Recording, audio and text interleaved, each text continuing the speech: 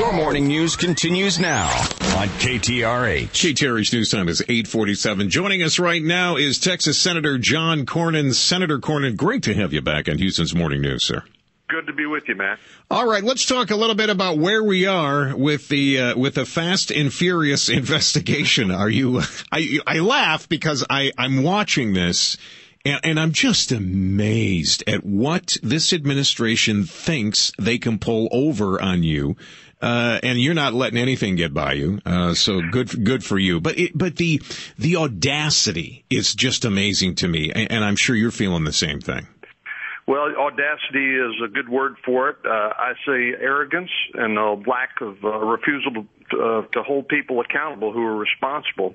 But the reason this is a story, Matt, is because Attorney General Holder just has refused to come clean with what he knew and when he knew it about this gun-walking program, sending weapons over to the hands of the cartels, about 2,000 of them in Mexico, and at least one of them was used to kill a U.S. Border Patrol agent, Brian Terry, in 2010. And just the fact that we've had this drip of information, I think, has kept this story going. It could easily be resolved if the Attorney General would just come clean. Now, Senator Cornyn, and I'm glad you said that, the reason why this is so important to those that may not be engaged the way you and I might be, is that we believe, or you believe, those investigating this, that he lied to you the first time this question was asked. Is that correct? That's correct. The DOJ, Department of Justice, claimed that the acting director of Bureau of Alcohol, Tobacco, and Firearms first knew about this in December 2009, but then we know there was a internal Department of Justice memo to Eric Holder, July 2010. Brian Terry was shot and killed in December 2010, but then in May, Attorney General Holder testified under oath. He said, quote, "I'm not sure the exact date, but I probably heard about Fast and Furious for the first time over the last few weeks," close quote. So those statements and those facts are simply incompatible, and he needs to resolve that. And I think more and more the suspicion is that he's simply hiding his knowledge and refusing to hold those responsible, including himself, accountable. No question about it. Texas Senator John Cornyn joining us this morning. And Senator, if you'd be kind enough to hang on, I want to come back and ask you, moving forward, is it possible to indict the Attorney General and make him tell you what you need to know? We'll get an answer to that question coming up here in just a moment. Back to the information and conversation with Matt.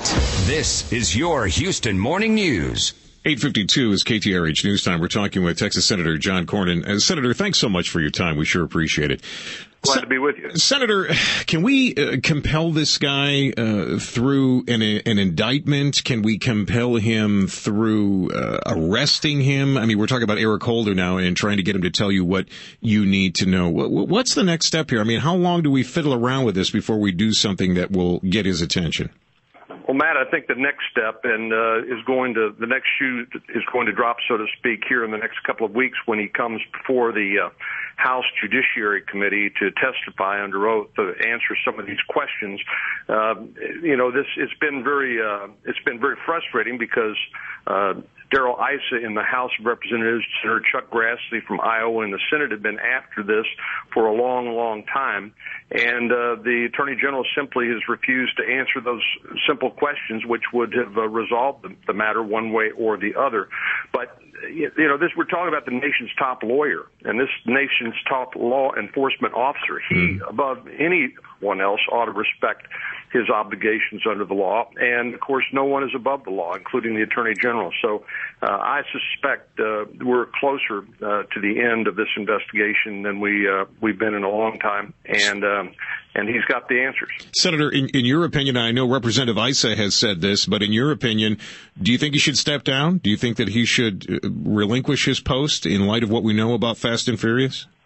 Well, the president the other day said, I still have full confidence in Eric Holder, and I commented at that time, and it's still my belief, that he may be the only one in Washington, D.C. who has confidence in the Attorney General. And this is exactly one of the reasons why. Yeah, and you're right. Well, listen, thank you, Senator, for your time as always, coming on and kind of bringing us up to date. We will continue to watch this, and Godspeed, my friend. Come back and fill us in again when you get the chance. Thanks, Matt. Take care. Thank you, Senator John Cornyn from Texas.